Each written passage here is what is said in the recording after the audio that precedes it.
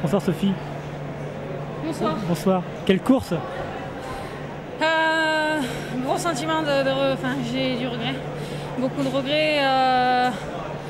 Je voulais mieux, évidemment. Je reviens de loin, je l'avais précisé. Mais j'étais gênée énormément. J'ai mis les deux pieds dans la haut. Ça m'est jamais arrivé. Deux rivières très mal passées. On a une concurrente qui est nouvelle sur la discipline.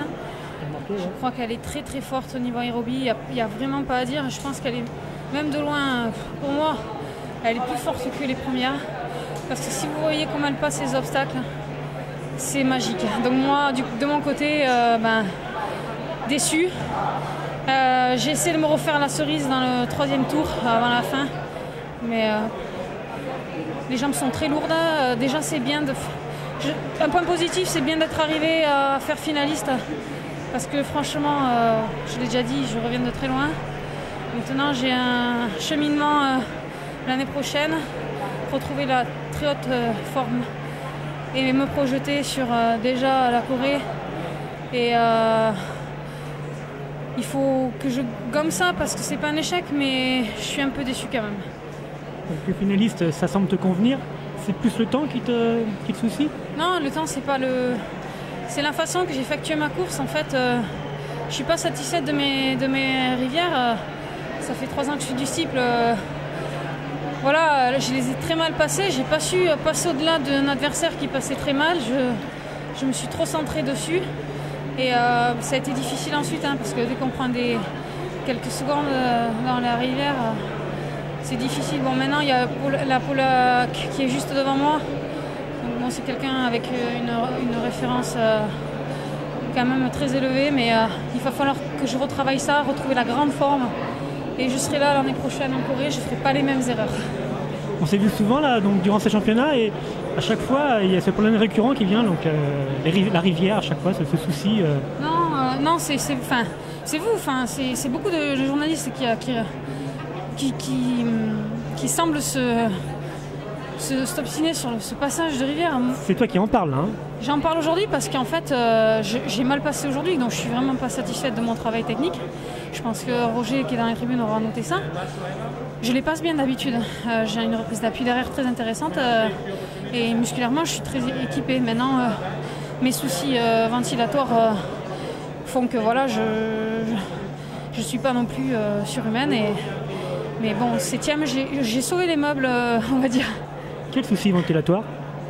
Suite à mes deux bronchites, c'est jamais bien revenu, quoi.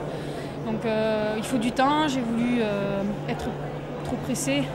Sportif de haut niveau, on est réglé comme une Formule 1 et un petit souci, on en fait un gros truc et voilà, on est dans un cercle un petit peu vicieux. Vous savez aussi, la psychologie joue beaucoup.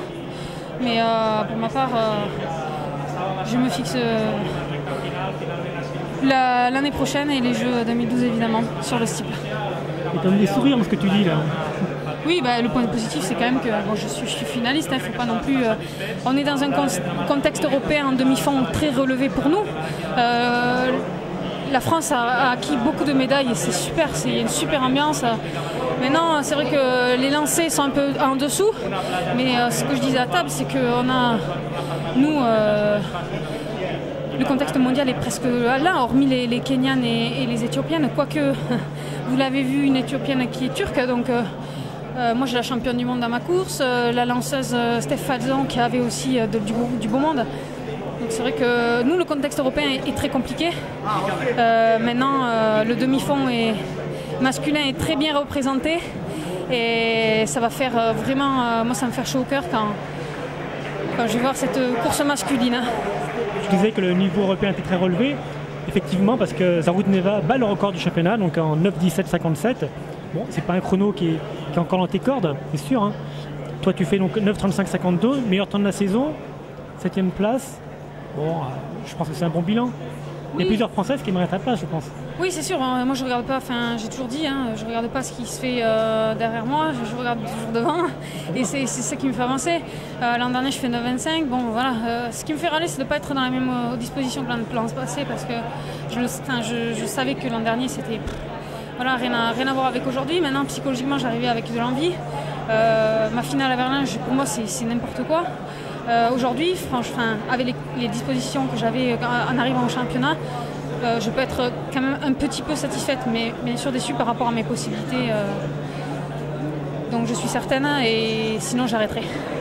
Pour conclure, on te laisse une carte blanche pour ta famille, tes amis, tes supporters. Vas-y, c'est à toi. Tu peux regarder la caméra. En tout cas, vraiment, ça m'a fait chaud au cœur de voir tout mon club ici. Bien sûr, le CA Balma et ma famille qui s'est enfin déplacée parce que le championnat est vraiment très très proche de la France et c'est super, je les remercie. Je remercie tout mon club de supporters avec les banderoles. Et par contre, je remercie aussi la Fédération française de m'avoir fait confiance à nouveau. Et je remercie aussi mon régiment, le 53e RT, de me laisser m'entraîner comme je le souhaite, et mon général Renaud qui me soutient, la défense l'armée française qui me soutient depuis déjà quelques années. Voilà. Merci, au revoir.